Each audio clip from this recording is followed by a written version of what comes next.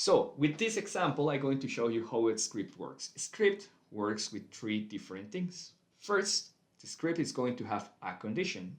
Second, script is going to have a condition, sorry. The first one is going to be an event, not a condition, sorry for that. The second one is going to be a condition, and the third one is going to be the action. So just check the screen and think a little bit. Which one in this example you think is going to be the actual event? The wand, the hat, or the rabbit?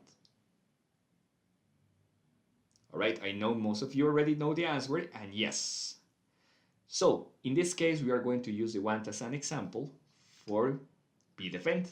The condition is going to be the hat, and the action is going to be the rabbit, okay? Important things. What is an event? An event is something that you do to start a trigger. As an example, just in game, okay? Correct.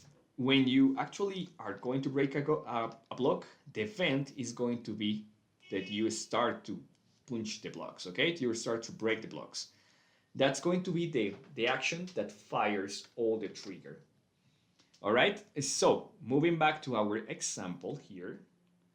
Now, let me know, guys, what did you think is the condition? The condition, it's going to be something that the event needs to check to execute the actions. As an example, in the same example that we showed, the condition is going to be that the block that the player is hitting is going to be a breakable block. If the block is like, as an example, YeyoCore, you won't be able to break it. That means that it's not completing the condition here. And the action is going to be very simple. The block is going to, if the event completes the conditions, it's going to delete or destroy the block. In this example, the event is going to be, as an example, moving the ward. The condition is going to be that the magician needs to say abracadabra. And the action is going to be that we are going to create one bunny, okay? All clear until this point? Did you have any question? Great. All right. So this can be changed too, okay?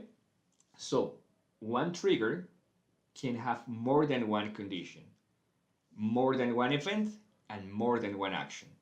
How it works? As an example, we can create a second event to run these actions, okay? In this case, the magician can create a bunny, even if the magician only moves the ward, or also if the magician just snaps the fingers, okay? The condition is going to be the same, and it's going to create also one bunny. We can add a second action as an example. For example, we want another action after the magician does the trick. We want to create also a small bunny and one bunny that is going to be head over heels, as an example. Pretty simple, right? Well, if you understand this example, you already are knowing most of the basics for the triggers. So all of the triggers are going to work with the same logic, but we are going to have different examples. Okay? So guys, just to show you an example, I'm going to start to show you the triggers in actual game, okay? So all these parts, all the part that is going to be at the right side and in the center are going to be our workshop, or where we are going to create those triggers, okay?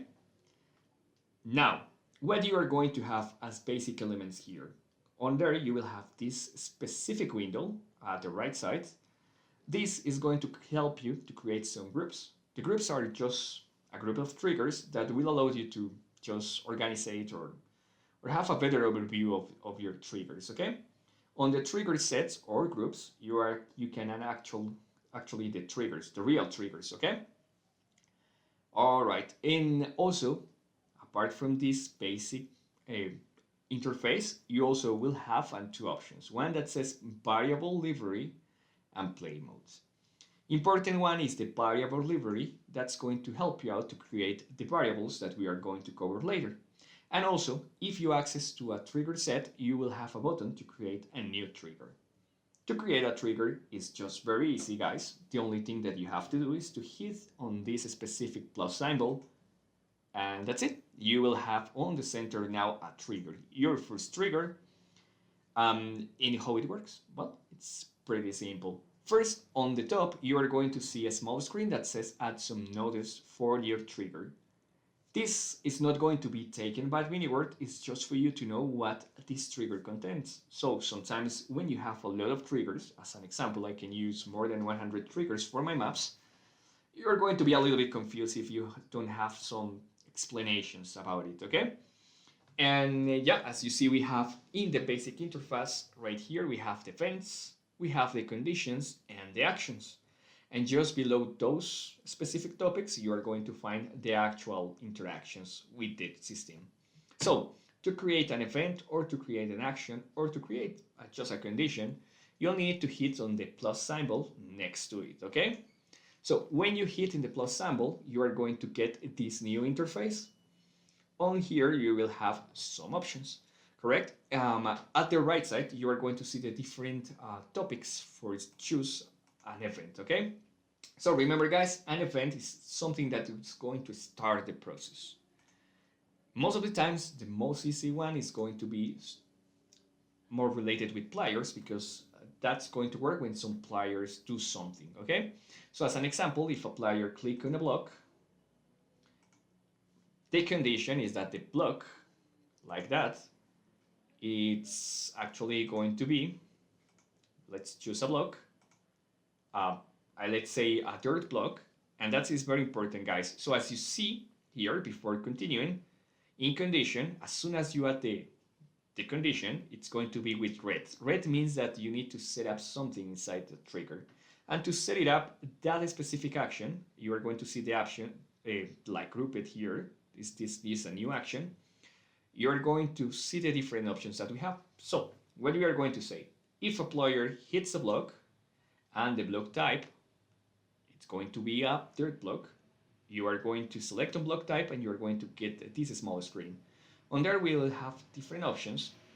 Function library is like having some logic factors on it. Template library is going to allow you to choose directly which kind of block. And also we have some other options here. For this example, as this is a simple example, we are just going to use template library. And let me show you what happened when you hit template library. As you see, you can choose the different blocks. So as the third block is a nature block, we just need to select the block. We can choose grass or soil. So both of them are going to be dirt blocks, but this grass is going to be just on the top layer, and the soil is going to be in the internal layers. So for this situation, we are going to just to choose the soil. And on block type, you also have a function. The function, it's pretty simple. We are going to choose the block in the event. And what does it mean? It means that if the block that we hit, that's going to be the block in the event, is soil, we are going to run the conditions. So if you close down that, you can see that it's going to look like this. And very important, just in this example, the order doesn't matter. So you can use type of block event here and soil here, and it's not going to change anything. It's going to work just like the same as the example that I'm doing. And now we are going to add some actions. So remember the example that we create? All right, so we are not going to destroy the block because actually we can do that already. What we are going to do is to send a text message, and it's going to be pretty simple. Here we are going to choose what action. So the action that we are going to do is going to be for the player. And in this list, you can see like a general description about the action, so what the action is going to do, and it's very explanatory. So add an item means that the player is going to get an item. Change the view is just going to change the view, the camera. And under we are going to find this one that says display chat info. Display chat info means that the player is going to receive a message, okay? Once we add that option, you are going to see here that that's a new action. You hit on that one and we need to set up this red parameter. Remember, always if you see a red on it, that means that you need to set it up.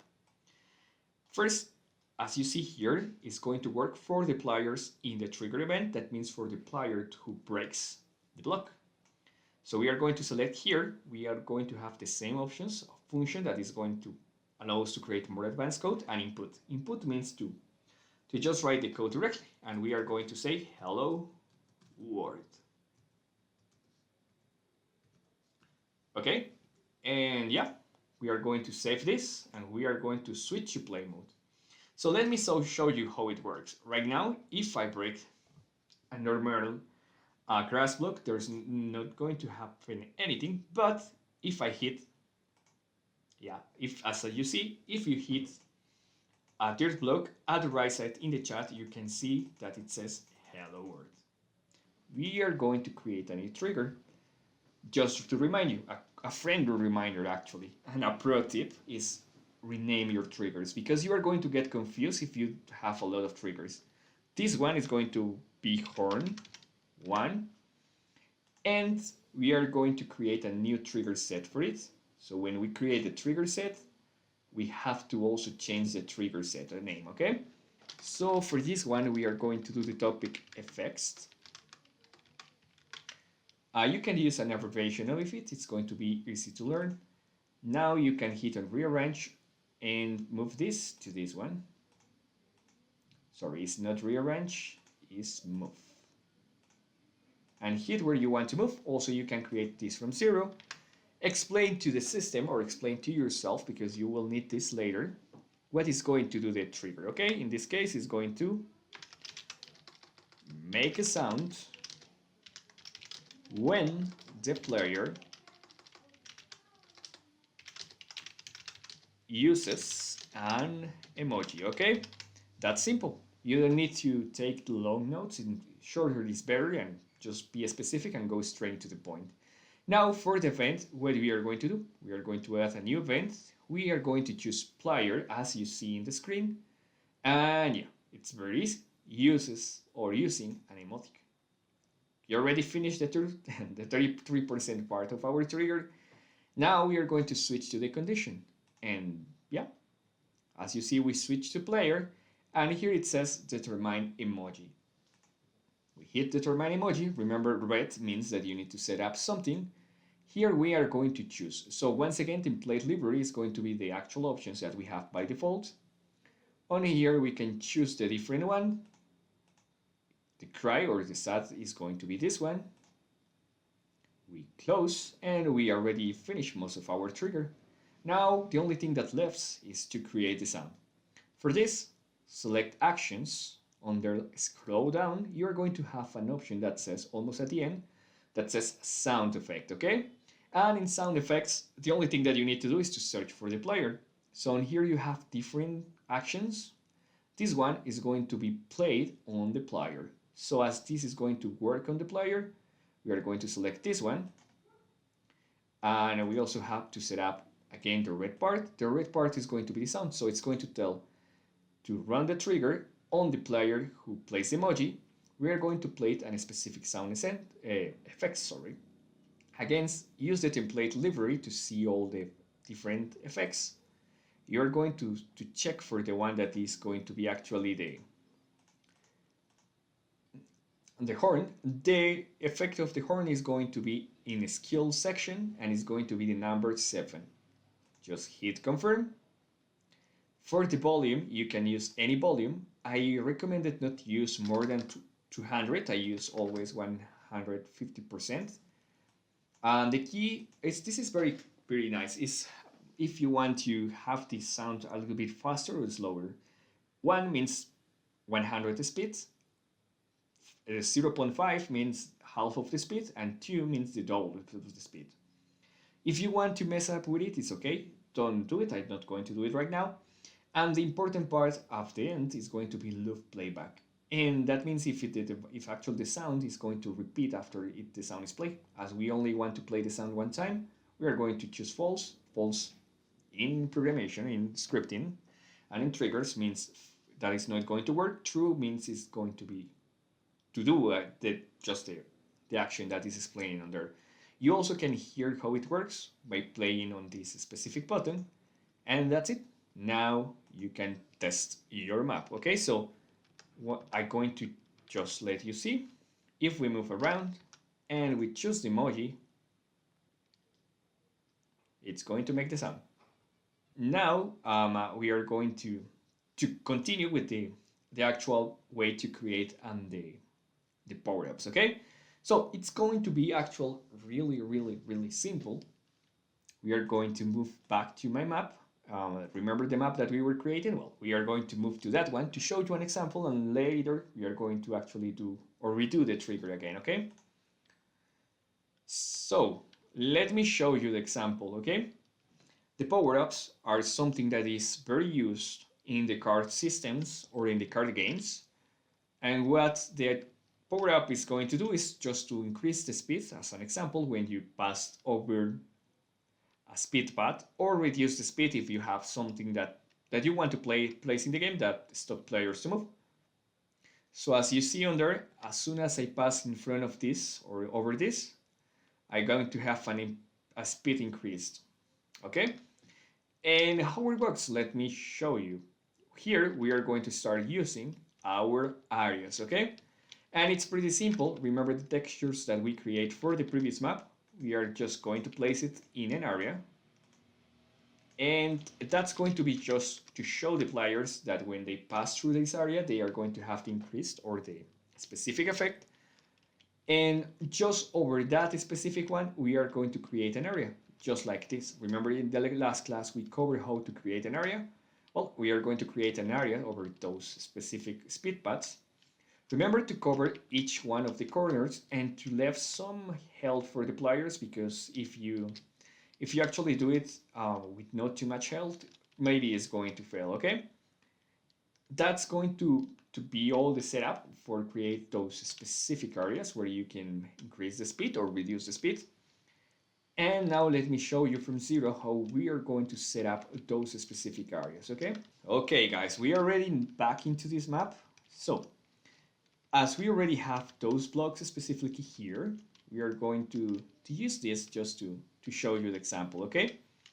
So, we are going to use again this tool, the tool mode. For this, if you are in a computer, you can use F3 key. Or if you're not in a computer, just can hit or tap on here, and it's going to start this process. The first one, this first option, is going to be the area. Remember, when we select an area, it's going to be light on blue. The small square that creates in the front is going to be in blue. And yeah, that's it. We are going to be sure to create the area. So remember, we need to cover just all the corners. So you are going to hit on there. Then you are going to move to the other corner and be sure that the health is going to be at least 3 blocks. And that's it. As you see here, we have the base. Always remember to change the name. I know, guys, some of you told me before that you are a little bit lazy and you don't want to give names to your areas, but believe me that it's going to be better for you to be able to manage those areas in the future. Just rename it as simple. You can say speed area or speed path, or if you want to just be very quickly, you can use speed from speed and number 1. And it's going to look like this. And yeah, we already finished on the setup for the basic part. Now we are going to just switch that. Now that is created, we are going to create a script for it, okay? So pay attention, guys. Once again, we are going to create another trigger set, because what could happen is that you can have a lot of triggers that you don't know what they are made for. You can set up this specific folder or this specific trigger set as a power-ups. And the actions are going to be very simple. You access to the menu, you select player. On here, on the options for the event, you are going to choose enters area, okay? Probably it's going to have a different name. I don't remember well all the names for the processes, but let me search for it, okay? Attack, no, use props, click on a block, collision, motion stance. Okay, here is players, enters area. Remember, red means that we need to set up that specific one. On here, we are going to choose the area, okay? When we hit the choose the area, it's going to show you again the screen, and it's going to show you the different areas, and next to the name of the area you have the button to confirm. You are going to hit the button, remember, confirm. And that's it. Now you are able to see that it's set up the first part. Now the actions, as we are going just to make it quicker, we don't need to check any condition, so the action is going to be very simple. We select player, and what we want to do, we are going to use just effects for it. So we are going to add an effect. Probably you are going to know the effects also as a status or as a buffs. For this, hit again, and here it says player in trigger event. That means that the player who actually enters the area is the one that is going to receive the trigger or the status. Now we need to choose a status. Remember, and here we can choose any event, but we are going to choose template library. And on here we can choose or see all the events that we have in mini-words. Quick explanation, harmful effects are going to be everything that damage or reduce your player specific features like the speed or receive damage. The second one, beneficial effect, that is going to be in green, are effects that are going to increase your stats or give you a benefit. And neutral effects are some extra cool things, like as an example, grow up or change the model. So it's something that is not like harmful or beneficial, it's just in the middle, okay? So for this, we are going to choose sprint. Sprint is a buff that is going to increase your speed, and the number one of the level 1 is going to increase the speed by 25%. Important, guys, later on this class, I'm going to create and I'm going to give you for free in the Discord group and also in this group, in the next class, a trigger to make the turbo system.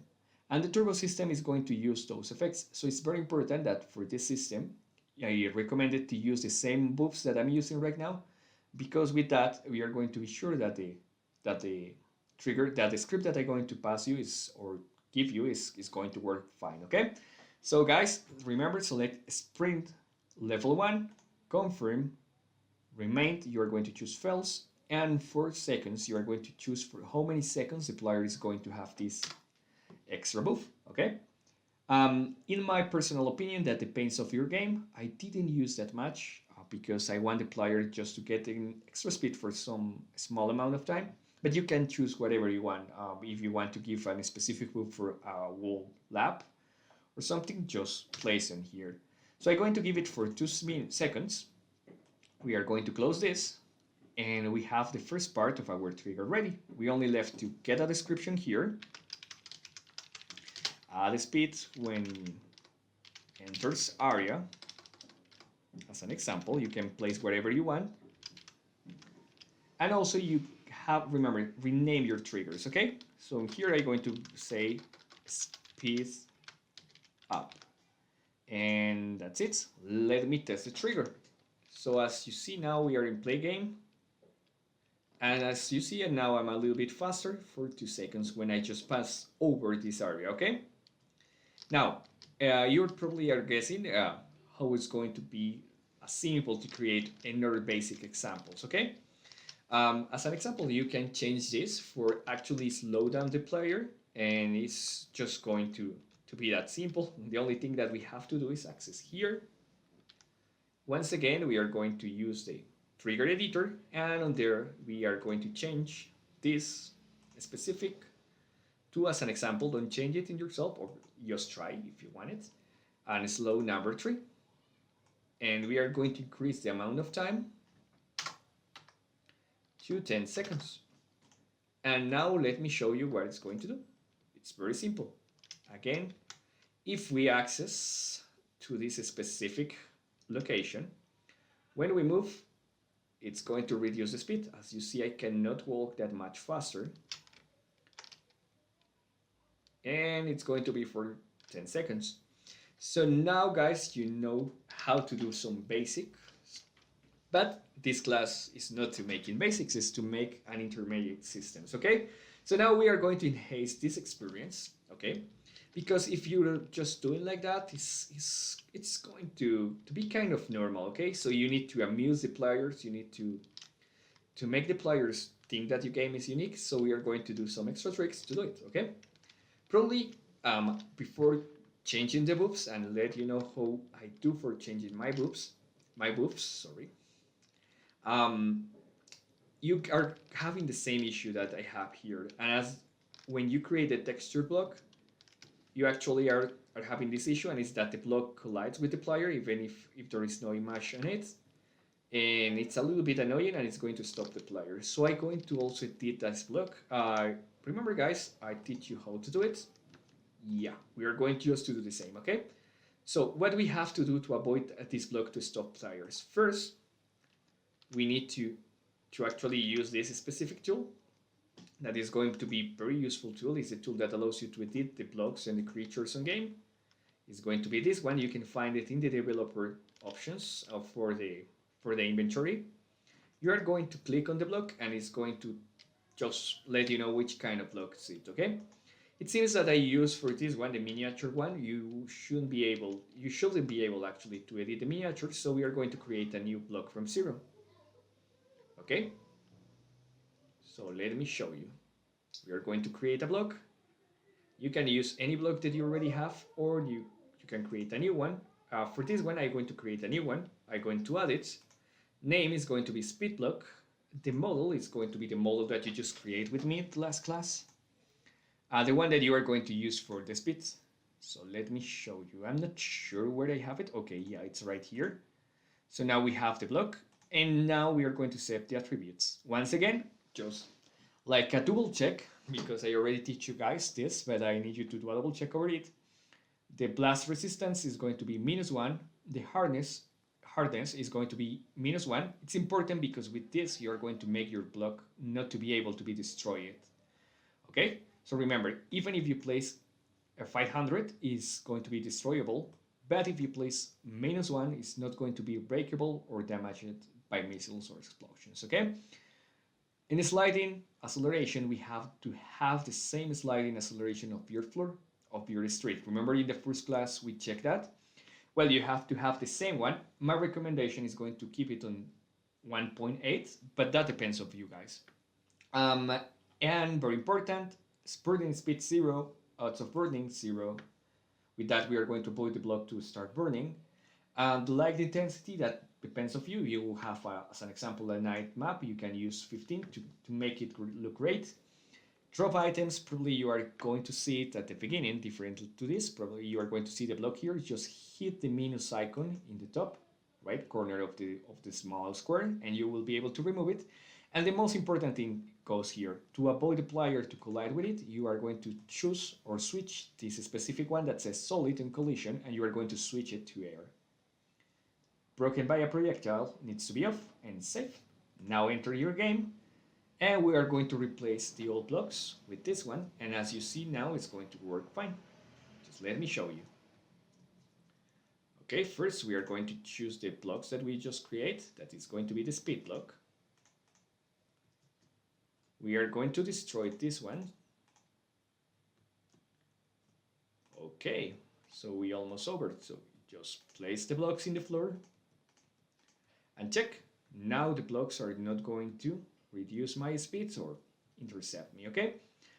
Okay, now that we already have that part like fixed, let me show you how we are going to do to change our buffs. So I need you to leave from the map that you are creating right now. Now that you leave from the map, we are going to just select the map again, and on the menu that you're going to see before the thumbnail, before the preview of your map, you are going to select the plugin editor. Now we are going to create a new status button, okay? On here you can create new status. As we are working once again with the turbo systems that I'm going to give you guys, don't create a new one, modify the previous existing one. Remember which one was the buff that we had at the beginning? Yeah. Think about it, and yeah, it was the spring buff, correct? All right. So now that we are going to modify the spring buff, so we need to select the same one, okay? So hit on new, hit on edit, that will allow you to choose a buff that you already have here and modify it. You're going to choose the first one. On here you are going to see just a spinning or a sprint number 1. I already changed that. That's why I got turbo here. But what we are going to do is to change. Okay, so you are going to get on here sprint number 1, sprint number 2. So you are going to change the name. You can choose turbo or speed up, whatever you want. And important things here. So first we are going to change the status icon. Choose something that is more related to your game. In my case, the same icon is going to work, but you can be creative. You can use this one as an example. The special effect, you can choose any special effect. For my map, I choose this one. But as an example, you can get some fire getting back from your card, okay? And let me show you how it works. So you only change the effect. You are going to select smoke. And on here, you can choose the effect 17. Okay, and here you have to give a description to your effect. On here, you can choose whatever, like get extra speed. And also you can specify how much speed you are going to have. Now in sound, you can choose any sound that you want for it. My recommendation is to use something that sounds great. Please try to select a good sound. You don't want the player to be overwhelmed, but a sound that is a little bit noisy and it's going to be a little bit upset. So as an example, we are going to choose this one that is going to be like something that is speeding up. Now we are going to move from appearance to effect. In effect, you are going to select which buff. So you are going to have this one. You can add more effects. The only need that you need to do is to hit on here, edit, and choose how much. So right now, if I move the slider, I'm going to increase the speed, and you can see here how much speed I'm adding to the process. I just want to add a 25%. That's going to be something cool, but it's not going to be like broken. You can confirm. Remember that in MiniWord, the speed works in different values, okay? So what we need to do in this situation, we need to choose different speeds, because if you only change the basic speed, it's just going to change the walking speed. We also want to change the running speed and the sneaking speed, just in case the player uses that. So for this, just hit on there, add new effect. Now we are going to choose change moving speed again. On there, we are going to select here on the top, you are going to see a small square. And there you have different options. You are going to select running speed. You are going to set it up also to the amount that you want to increase the speed. In my case, is going to be 25%. Now we are going to select again the same option that, remember, is going to be changing speed. We are going to select this time sneaking speed and 25%. And if you are thinking about adding all of them at the same time, we didn't have that option yet. I think maybe MiniWord is going to implement this in the future. For now, we have to choose each speed apart, okay? So yeah, we already have the model. We already have the effect. Now we are going to choose how this specific system behaves. Some time doesn't matter, limited also doesn't matter. On here, be sure that it's going to see positive status. Those three switchers needs to be off because we don't want the buff remove it, or we actually want to have the buff remove it. If you hit don't remove after that, the players always are going to have this effect. Active, this means the second one means that if the player attacks is going to be deleted, so we don't want that. And also we don't want the player when it gets hit to destroy this effect. Okay, so we are going to save and return, and you are going to have this effect added here. First we need to select it and then add it to the game. You are going to see it in the game right now, but we won't be able to use it unless we enter the game. Okay, so right now, as we keep it on the last or on the previous effect that is going to slow down, we are going to get slowed down instead of the other. Please notice each time that you pass on over it is going to actually get the full timing again for the buff. So that means if you pass 3 times over it, it's going to again give you 10 seconds of the effect that you choose. Okay, so as you see, when we change the script, now you are going to see in the menu the name and the icon. Okay, select it and yeah, let's test it. As you see, I got the effects here for 10 seconds. That allows the player to know that he's having some speed increased. Okay, once again, select status, add a new status. This one we are going to choose a different one. Okay, you can use whatever you want. For my personal map, I use this one to just the player make a stun by reducing all the speed, but you can choose whatever you want. We are going to use the first one that is going to be slow level 3. It's on the first square. Actually, I already changed it. As you see here, it says stunned, no speed or no movement. But you are going to see just this icon, and it's going to see slow or say slow level 1. Okay, choose that one. choose any name that you wanted. In this case, I'm going to choose a stun. It's very important. You can choose also the effects. I personally choose the sound and these specific effects. Take your time to decide something that looks great. In the speed, you are going to choose here the next setups to make the player completely stop, okay? So we are going to reduce the speed to minus 100%. Minus means that it's going to reduce, okay? Plus means that it's going to add more speed. So also choose the running speed to minus 100%. And finally, the sneaking speed also is going to be minus 100. Okay? So we already have the basics. On here, on attribute systems, we are going to change to negative status because it's going to be a negative one. Everything is going to be just like it is. Don't change that. Save and return, search for the effect. That's going to be a little bit hard. Okay, energy shield, stun, right here. So another clarifications, guys. You are going to see different colors. The ones of the frames that are in orange color are new items or new buffs. The ones that are in white are going to be the ones that you just modified from the system. So we are going to choose the white one, okay? We already added to the system, and you are going to see it right here, okay? Instead of having like a speed buff, we are going to place some orange blocks here. Now, once again, we are going to choose an area from corner to corner and 3 squares up.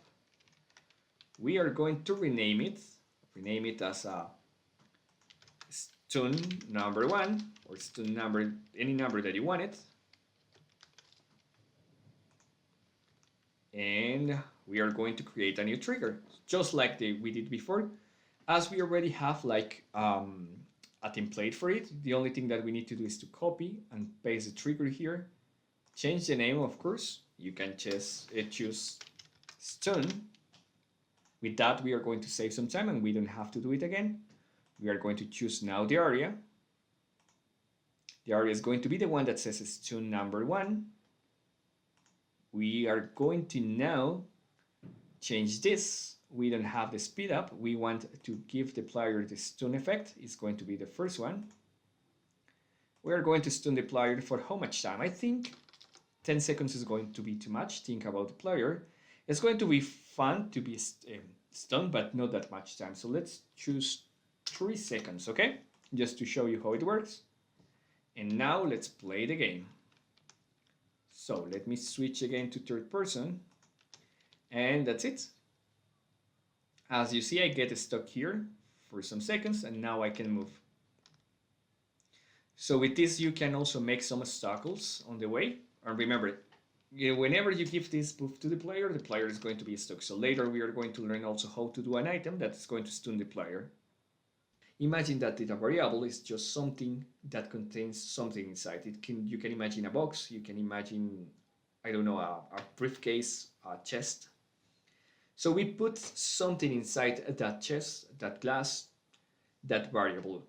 So as an example, inside a glass, you can have different liquids. You can have water, you can have orange, you can have some Coke, you can have milk. Okay, so the glass is going to have different kind of content inside, okay? So as you see, a variable is going to be the name, and inside is going to have a content. The content is going to be the value, and the name is going to be the variable itself. And the player, it's actually going to be able to drink whatever is in it. As you see here, we can have different values for it, okay? So the variable is going to have anything inside, and yeah, we just can refer very quickly to it, okay? So that's just like the basic explanation about the variables. So now imagine that we actually have more than one kind of container, okay? So the class is just going to be one kind of container. We can have more of them, okay? So we have like any kind of container, and which one is going to be a variable. As an example, you have a coin, okay? So for the coin, we are going to use the first container that is going to be numbers. So it's going to be a variable just to read numbers. Apart from it, imagine that you you are going to have a pet on the game and you want to give your pet a specific name. Okay, so for this specific name, we have a container. So anytime in the game, you will be able to change the name of your pet and you are going to have that container. That is going to be the third one is going to be strings, and strings means anything related with text, okay? Finally, you can check simple questions as an example if the player is alive or not. Those simple variables are going to be named as booleans. And what they do, they also have two values. They have true or false. So if the player, as an example, is alive, it's going to say true. If the player is not alive, it's going to say false. And with that, you can do simple things like, as an example, give a coin if the player is alive. If he's not alive, you are not going to give the coin, okay? For most of the games and for most of the programming settings on the programming languages, those three, the three first, are going to be the basic one, okay? So you can find those variables in any game, any language. But MiniWord also offers some extra variables that are going to be very useful. As an example, you can have a container that contains locations. That means, as an example, you can change the spawn location for any player, okay? Also, you can have one that is called creatures, and with that you can have a pet as an example again, and you can refer to a different creature. That means that if you kill your mob, you can choose a new pet. Also, you have timers. The timers are going to be just the countdowns that you are going to find in any map. The one that says it's remaining 20 seconds to start the game or something similar. And though these are going to be a different kind of containers. As you see, as you have different kind of containers, you cannot mix them, okay? So actually, I'm lying on that, you can do it, but you have to transform them. So to be able to mess numbers with strings, this one is going to be a glass of water, and the other one is going to be just a box. If you mess the glass of water inside the box, it's not going to work fine, okay? So first, you need to convert the content in the box in some liquid, and then you can mix or read and just mix this with the content inside the numbers, okay? Clear until this part? What's going to be the next? And also there are kind or classes of variables. We also have two important groups of variables. The first one going to be the global variables, and the second one is going to be the private variables. Global variables are going to be a variable that works the same for all the players and for all the map that you are going to create. As an example, when you have gravity in game, the gravity is going to affect every player, and the players are going to have just the same gravity, okay? For all the players, all the creatures, and all the features in the game. Right, or next to it, we have private variables. And this is one of the most powerful tools of the MiniWord. And why it is one of the most powerful tools? It's very simple, guys. These private variables are going to work per player. That means that each player can have different values for this variable. So you may thinking, well, how it works? Okay, pretty simple. Check the life of any player, okay? So if you're playing with your friends, probably you get some damage and your friend is having the full life. So as you know, there is going to be a variable that is going to be named as life. And as you see, it can change for every player. So that's actually very powerful because we can change the amount of money for one player. We can change the location for one player, and we can do a lot of things with it, okay? Very important, remember, global variables and private variables are going to be different. One works for all the map, and the other one works for each player. And we are going to start to create the triggers for setup of the basic movement about your map, okay? So remember that in the last class, we create some locations, right? Remember that we create one starting location, and also we create a couple of options more. We create three different checkpoints. It's very important to take note of these variables because we are going to use it, okay? So we need to define what elements we have in game, okay?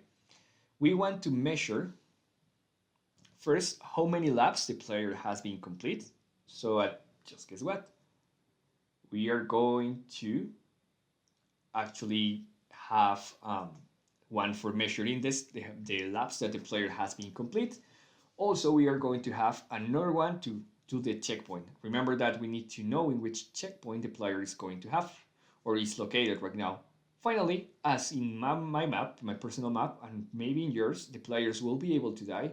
We're going to create a variable to know in which or to change the spawn point for the player. That means that if the player dies, it's going to just revert in the last checkpoint. We are going to start with the basic one that is going to be the start point, okay? Now you're going to create a new trigger. For checkpoints, now we are going to create a new trigger. The trigger is going to be the start point, okay? Start point because we have to create from 0 to the ends. And before adding anything to the trigger, remember to rename it. It's very important because you will get a little bit lost. So we're going to select spawn. All right, so remember, this is not only going to work as a checkpoint, it's also going to renew the laps, and probably it's going to do some extra things like making the player win, also get some items or do different things. So it's very important that you rename it. It's going to be one of the most important, okay? In event, we can choose some options right now, also in conditions and actions, but first we need to create those specific variables that we are going to use. That's why we learned to use the areas. So what we are going to have some specific triggers, variables. The first one is going to be a location. That is going to be the global locations. We already create those specific variables when we create the locations and the areas. The second one is going to be the player checkpoint. So what is going to be this variable for? It's going to measure exactly in which checkpoint the player is, and it's going to be a private variable, and it's going to be a value, okay? To create a variable, just hit on here. As you are going to see, we have two different options here to create the global variable, and the second one is going to be the private variable. As this is going to be a private, we are going to hit create new variable under the private option, and read this. You have this new screen, correct? On this new screen, you are going to see some options, right? First says variable type. This is which kind of container has. Remember the example about the containers? Let me switch back again to the app, to the presentation. So you will have I can remind you what we do. So remember that we have different kind of containers. All right, so we are going to do the same in game. Okay, so let me switch to the game. Okay, so we have our trigger here. What we are going to do is to just click on here where it says variable. On here, we are going to add a new variable here. Remember that it needs to be in private. Now that you are seeing this screen, you're going to see the container option or the variable type on the top. Remember, the containers, we have different ones. So we are going to choose for this one, value.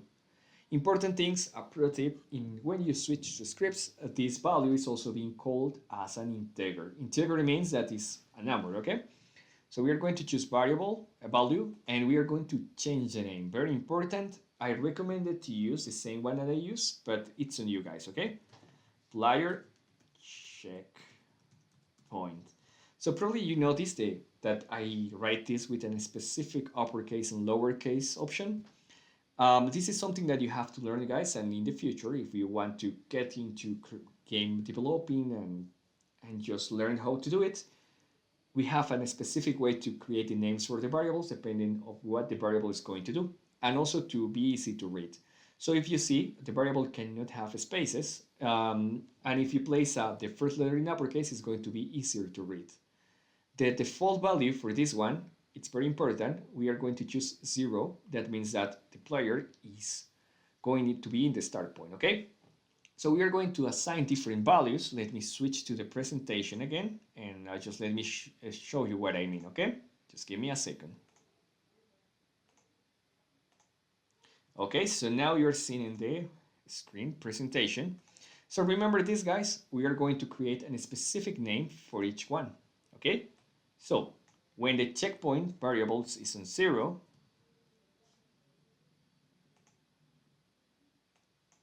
that is going to be this one, the player is going to be just in the starting point. when this variable, the checkpoint, is going to be number 1, or is going to be have a value of number 1, that means that the player is on the second checkpoint or the first checkpoint. Let's remove the start point as a checkpoint and let's call them initial point, and the checkpoints are going to be called just checkpoints, okay? If the player has the value of 2, it's going to be in the middle one, and if the player has a value of 3, guess what? It's going to be in the last one, okay? Probably if you place more than 3 checkpoints, you are going to have more numbers.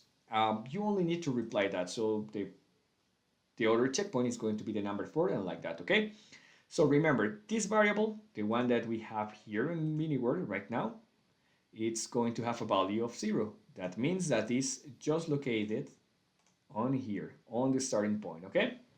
All right, so let's move back to MiniWord, and we are going to save this one. As you see, MiniWord tells you which kind of value or which kind of container did you have for that variable. With that, we already create the first one. We are going to now create the second variable. Now remember that I told you that we need to renew how many laps the player does. So we are going to create another one. Again, we are going to use value. Remember to choose value here. We are going to change the name here. So this variable is going to count the player amount of laps. So we are going to use player laps. The value is going to be 0. This is very important in this case because we are going to increase this value. That means that each player that completes the lap is going to increase this value in 1. And we have the first variables. So with this we can work already. What we are going to do? We are going to start the trigger.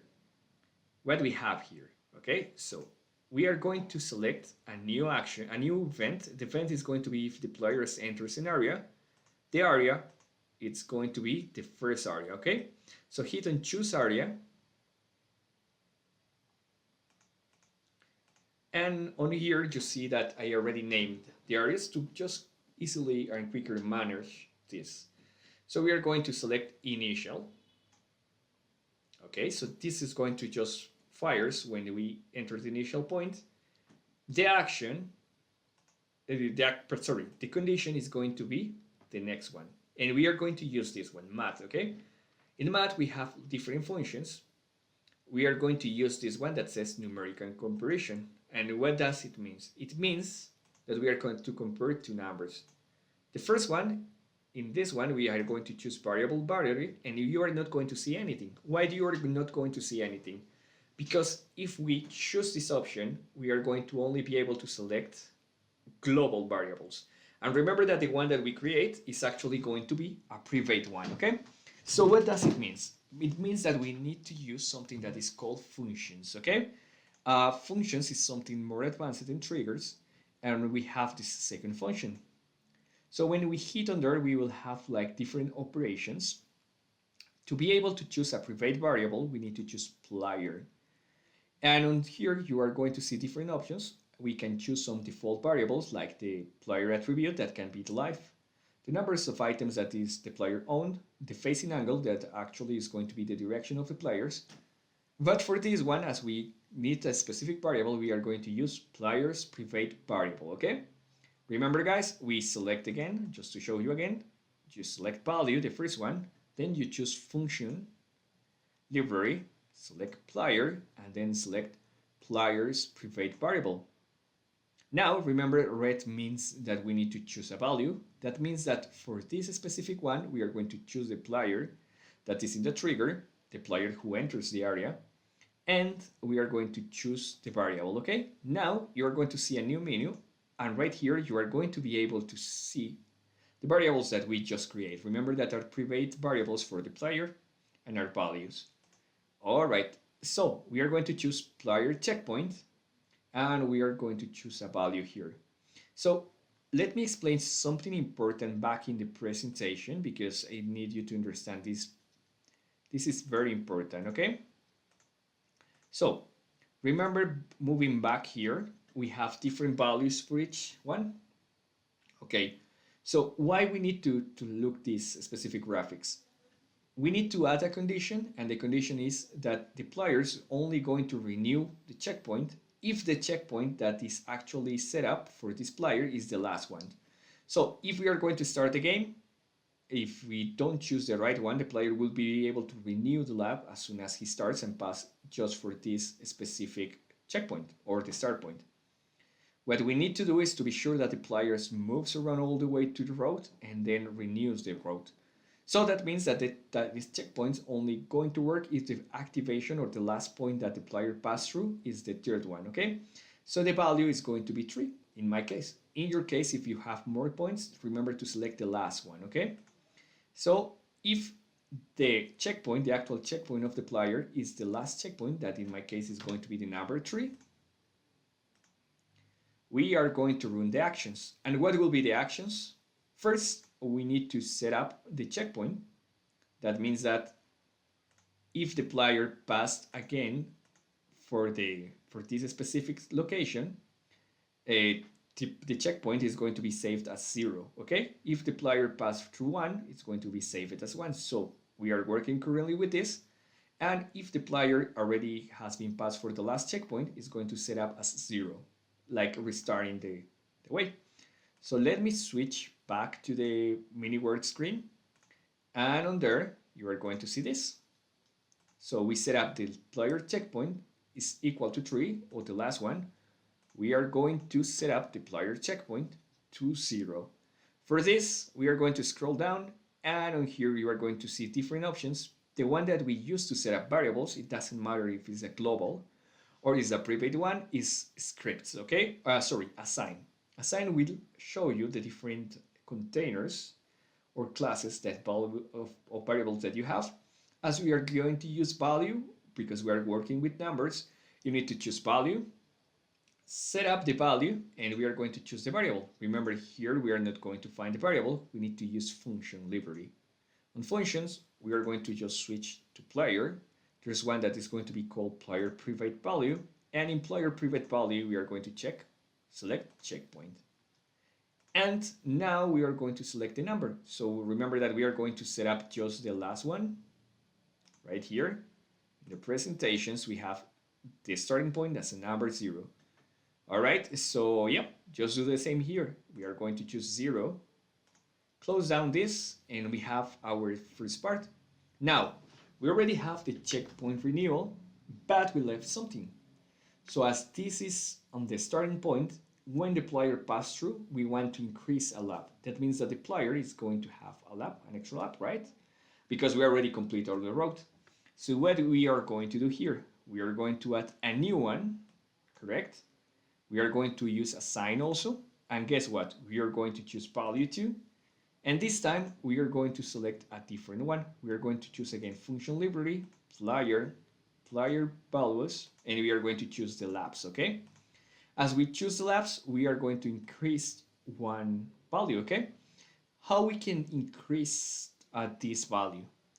We need to use functions again.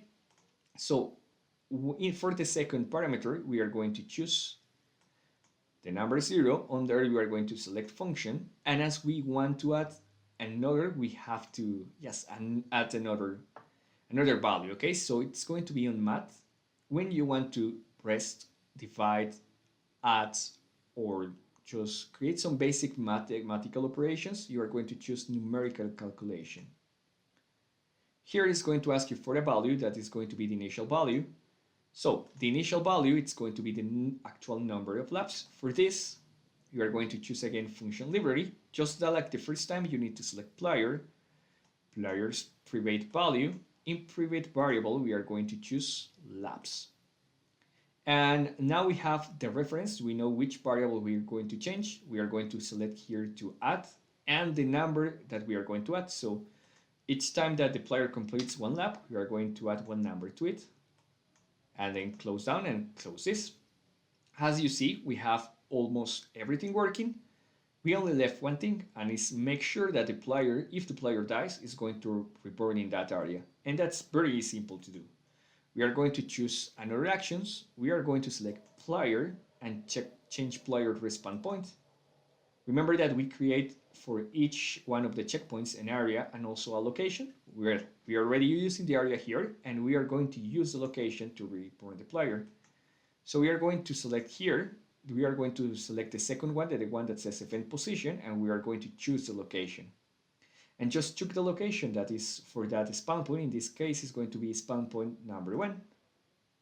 And yeah, we already have our first checkpoint. So what we have to do to complete all the checkpoints, we need to copy and paste, okay? So guys, if you're seeing my screen, probably you know how to do it. Just let me repeat you. So you hit here, you hit copy, you paste here, and now you change the name, okay? Spawn point number 2. With that, we are going to know which spawn point you are going to do reference to. Now we are going to check the information. So it's going to be almost the same. We only need to change the information. So now we are going to select the next area. We already choose the initial area. Now we are going to choose the checkpoint 2. Correct? Remember, we are working around the circuit. So we already choose the first one. Now we are going to move the number 1. Okay? So let's switch back to the remaining word, and you are going to just save that. Here, as we already need to be passed to the first point, we are going to change this to the initial point. Remember the value for the initial point? We defined that for the initial point, we are going to select the value of 0. So that means that if the number 0 is here, that means that the player already passed from before through the actual initial point, okay? And here we need to select to which value it's going to have for the player checkpoint. What will be the value for this checkpoint? Is going to be the number 1, right? So yeah, you guessing right. We are going to change this for number 1. As you see, we are just hitting input. That is going to be quicker. Now, for this, we are going to increase the laps. Remember that this specific action increases the laps. Well, as this is only a checkpoint, we need to remove that one, okay? So for the one that increased the laps, we are just going to delete it. And now we are going to change something different. What we are going to change? We are going to change here for the option that says where is going to reborn the player. So we just keep the same, we just change the location. And we are going to hit choose location. And we want the player now to reborn in the second spawn point. And yeah, we already finished with it. We are going to do the next one. And this is going to be much faster. So we only need to copy and paste. Change the name to checkpoint number 3. Now, on here, we are going to change again the values. Select check in the area. We need to choose the area number 3. Correct. For the value, as we are going to work with the previous checkpoint, we need to select the checkpoint number 1 on here, okay? Important things, remember that we just passed just next to the previous checkpoint. So select here the number 1, okay? And yeah, as you see here, we have just the same script for those two. The only difference are going to be the information. So here we are going to select script spawn point number 1. We are going to set up for the third spawn point this specific value as number 2, because remember that this is the checkpoint number 2.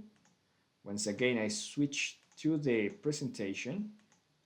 And yeah, remember that we are working now in the number 2. That is the one that is in the top, is the middle one. So this one is going to be also the number 2 because we set it up as a number 2.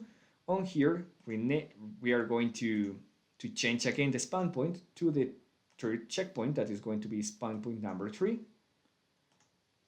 And once again, we have to create the last one, okay? So once again, copy, paste, change the information inside. For this one, as this is going to be the last one, we are going to choose the area. We are going to choose the area number 4. Then we are going to change this value. It needs to have passed before for the spawn point number 2. And we are going to set this at the spawn point number 3. That is the last one. Once again, I switch to the presentation. Okay. All right, so as you see here, we are on the last one that is going to be have the value of number 3. Okay. And finally, the spawn point is going to be the last spawn point. That is going to be the fourth. As you see, it's a little bit confusing to have different names, so I'm going to rename the different points just to match with the value that we add to each one, okay? So for doing this, if you have the same problem, just select this one and we are going to change the name, okay? So checkpoint number 1 is, or number 0, sorry, is going to be the initial point.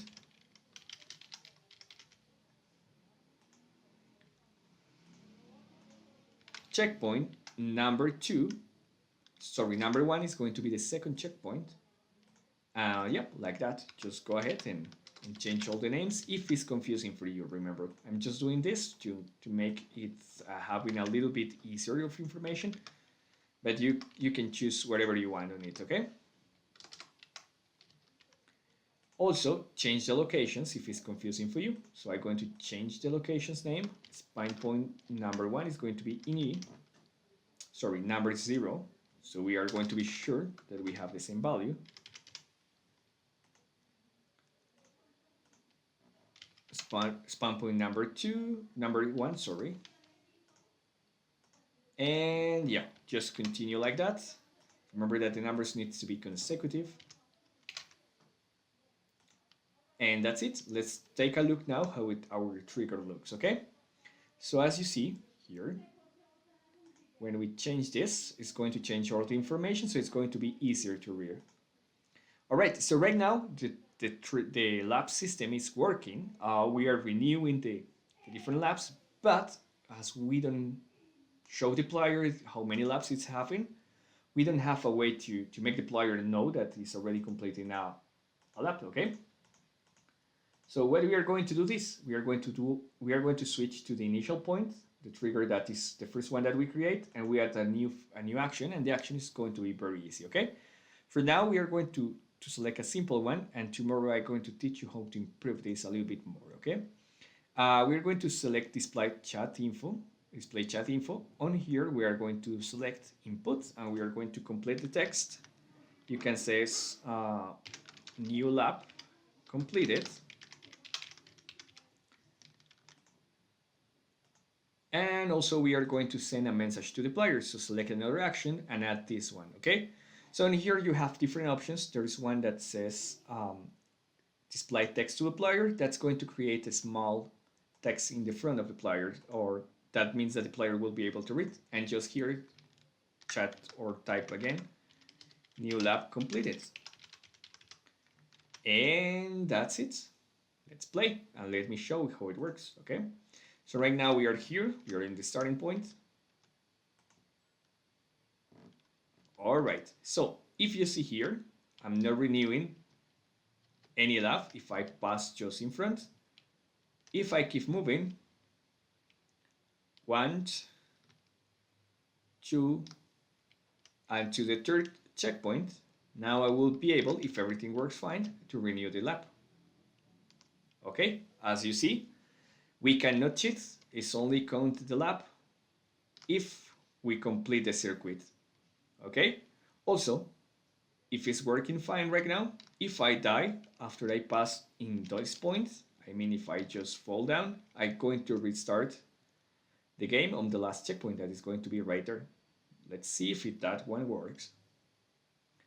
All right, yes, as you see, I didn't reborn on there. I reborn in the last one. So let me show you another example. I'm going to die after pass this one. Let's wait until I die. And all right, so now it's working, guys. So we have now the phase for creating our game. As you see, we have just like the basic things. We can complete some labs now. So tomorrow, I'm going to take some extra time to teach you how to improve this part and also how to show the player the labs.